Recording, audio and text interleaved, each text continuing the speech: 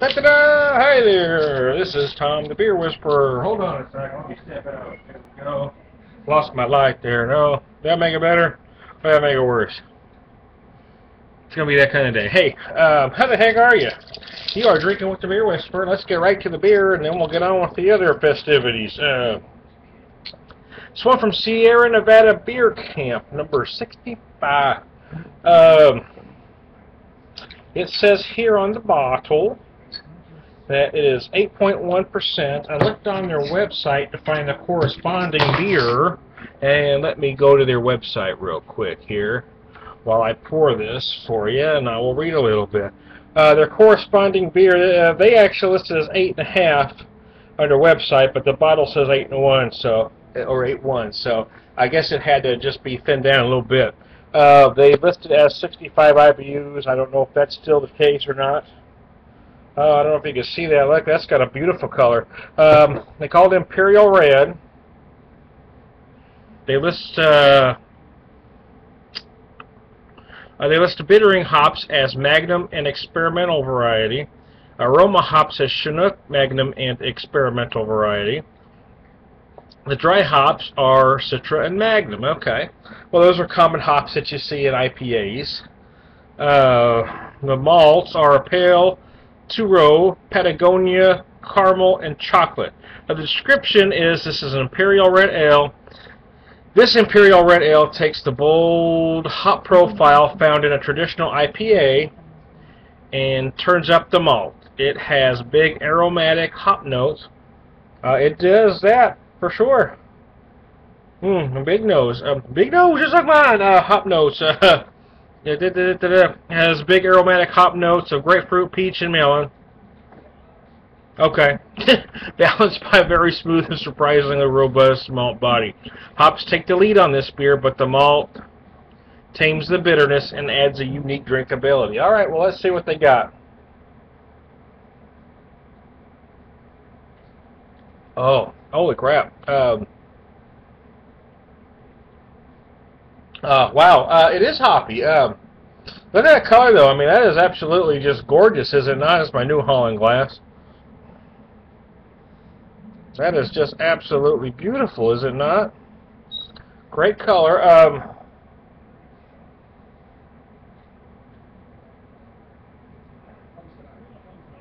Very sharp hop notes in the finish there. It just kind of surrounds. It just kind of surrounds your palate. Anyways, I digress. It does. It's where it takes over there. It's very awesome. Wow. This is the third one I've tried from that beer camp. I had the Floral IPA. Excuse me. And the Imperial Pilsner, I believe. The Pilsner is good. It's only 5.6. I don't think it deserves to be called an Imperial anything. I think it's a very solid Pilsner. It doesn't have enough numbers in the ABV or the IBUs for me to be considered an Imperial. I don't know why they're calling it an Imperial. I don't. But that aside, the name aside, it is a phenomenal Pilsner. A lot of flavor, just incredibly well done. I tried the Floral IPA. I fully expected to hate it. You know, I did. I really expected. I'm not a fan of crazy-ass adjuncts. I'm just not. And when I read the rose petals and rose hips and stuff in there, I was going, oh, come on. And on the nose, I mean, the nose is extremely hokety-smokety strong. Wow. Very strong on the nose. Did that help or make it worse? I don't know. I can't tell. Anyways, the nose is very strong roses on the nose. So I was going, oh, man, this is very floral. I'm not going to like this. And my first sip of that beer, I tasted a lot of Well, it basically tasted like if you would have added rose water to something. You know, if you ever used rose water in any cooking, you know, it just kind of had that little after something. But something weird happened for me anyway while I was drinking it. It just kind of all opened up and it all blended together. I figured by halfway through it'd be cloying and I'd have to just strain to get through the rest of it. But it actually, the more I drank it, the more I liked it. This one, this is a style I love. I love the big hoppy red. I love the American craft hoppy red. You know, we've really taken this style to a whole other level. Of course, other brewers are doing it across the world, but I mean, as American craft breweries that really pioneered this particular style. One of my favorites out there, well, my favorite really big one, I'd have to say, is Grand Teton's Pursuit of Hoppiness. But this one's right in the same ballpark, and without having that one here to do a side-by-side, I'm not going to say which one I prefer, but both are extremely good quality. I guess I should have watched how I was pouring that, because there are some little bits of stuff. Not enough for me to worry about, but I guess I could have kept that in the bottle if I wanted to. Didn't realize those were going to be there, but hell, I don't mind something to chew on. A fantastic head. I don't know if you can really tell. Very creamy. Wow. This beer gives you everything you want in this style. A lot of folks, well, I won't say a lot. I'll say some beer geeks have, you know, when I've done reviews on black IPAs and hoppy reds, as well, they seem too malty for them. Well, that's the style. Of course, it's going to be maltier than your standard IPA. They're meant to be. But they're also meant to have, you know, just big, bold hops coming at you.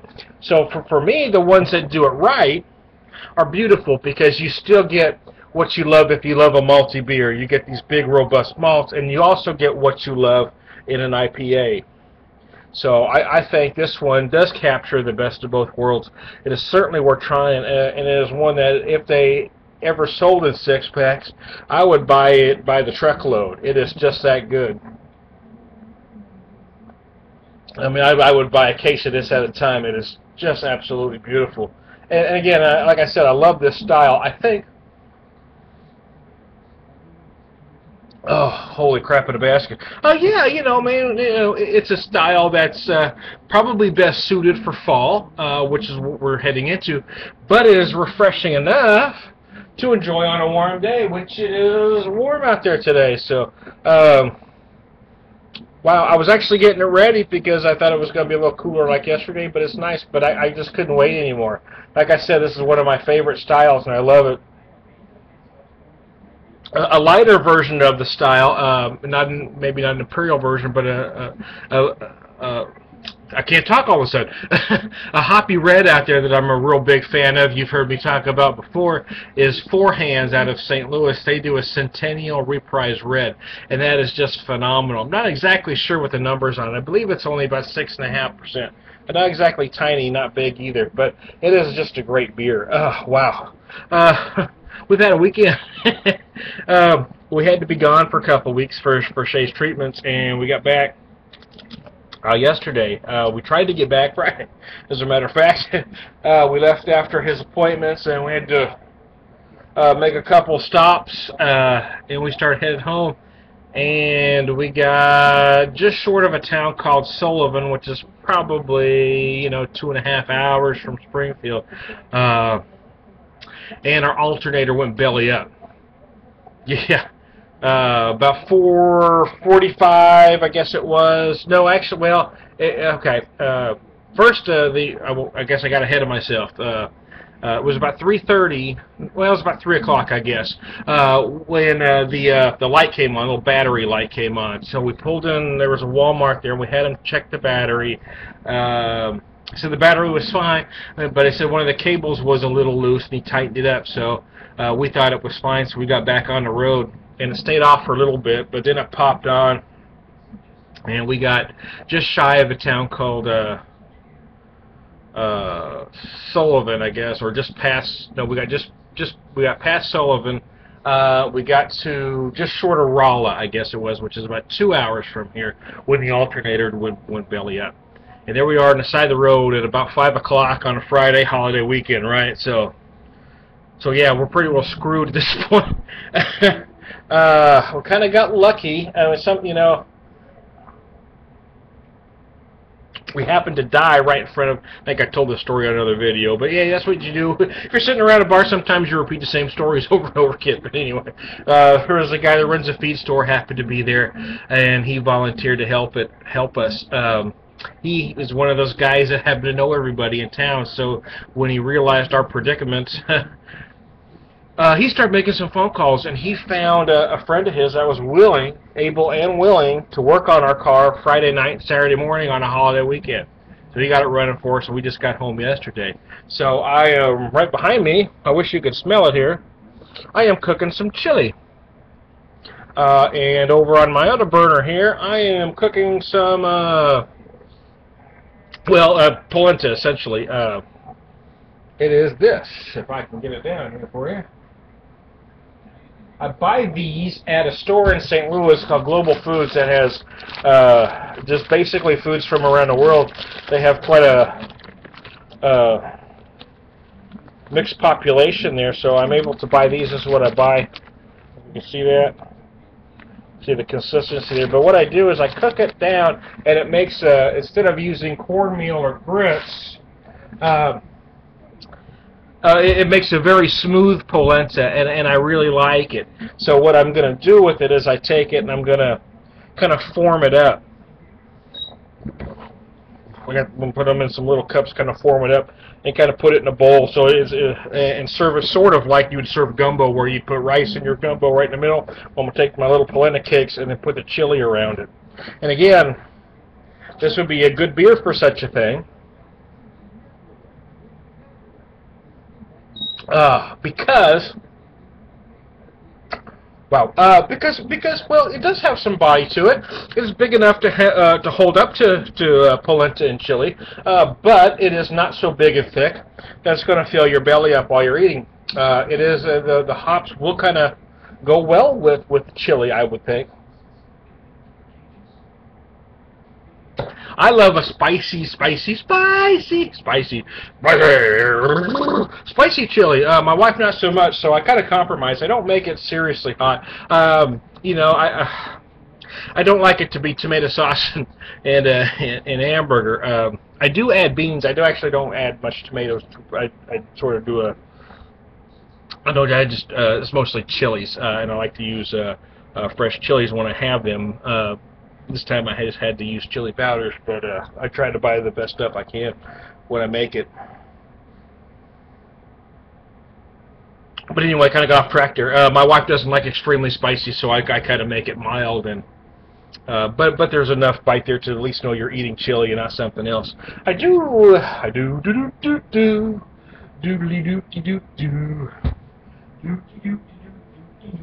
I do with it? I keep losing what I'm looking for. Anyway, I digress. I was going to get the beans to show you what beans I put in there, but I can't find them here now. I had them right here, and now they're gone. Oh, there they are. I know somebody out there is going to tell me that real chili doesn't have beans. Yes, I know that. I like beans in mine for a couple of reasons. One is textural. I like the other texture.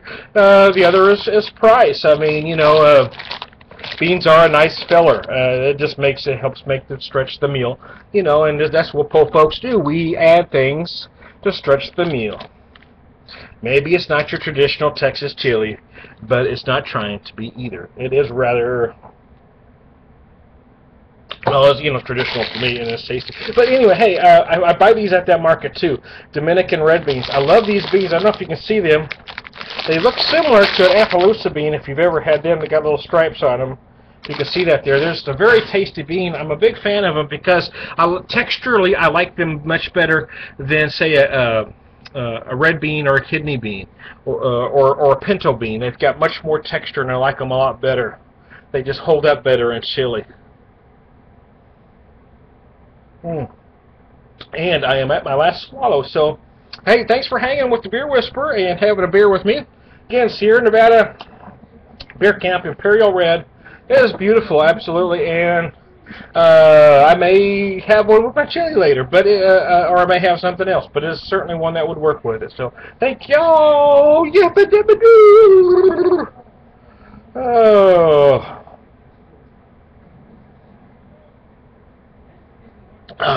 There you go. Start to finish with the Beer Whisperer. Drinking with the Beer Whisperer. Thank y'all.